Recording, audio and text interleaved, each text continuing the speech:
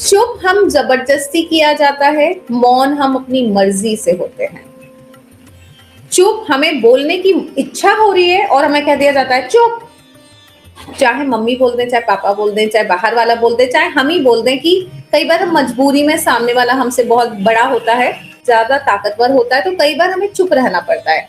कई बार हमें लगता है कि हमारी नहीं चलेगी, हमें डांट दिया जाएगा, तो हम चुप रहते हैं। उस वक्त हमें बोलने का दिल है, हमें प्रतिक्रिया देने का मन है, बट हमें चुप्पी साधनी पड़ती है, हमें चुप रहना पड़ता है।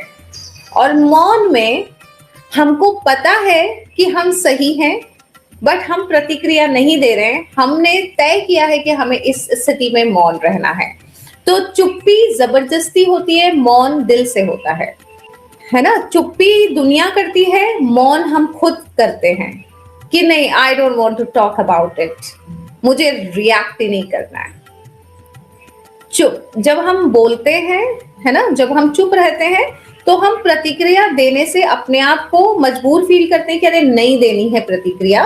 और मौन में हम मन से प्रतिक्रिया देने के योग्य ही नहीं समझते हैं सामने वाले को। छोड़, अब इस पे क्या बोलना, है ना।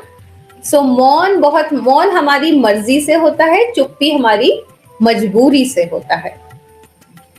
तो जिंदगी में हमें चुप नहीं रहना है, मौन रहना है।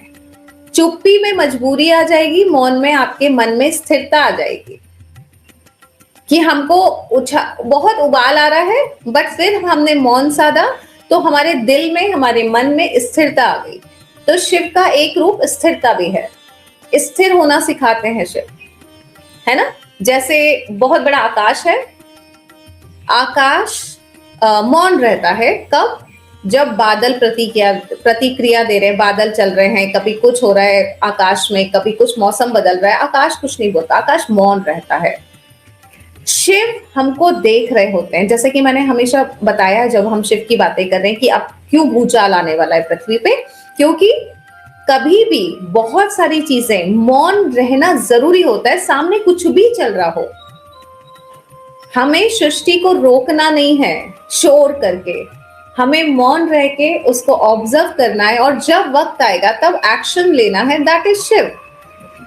कोई यहाँ पे मर्डर कर रहा है, कोई यहाँ पे चोरी कर रहा है, कोई किसी के साथ अन्याय कर रहा है, कोई किसी को मार पीट रहा है और बहुत गलत कर रहा है, तो शिव चिल्लाते नहीं है, शोर नहीं करते, वो मौन रह के, स्थिर रह के सिर्फ ऑब्जर्व करते हैं सृष्टि को, और जब वक्त आता है तो वो एक्शन ले लेते हैं, बिना बोले, बिना शोर किए।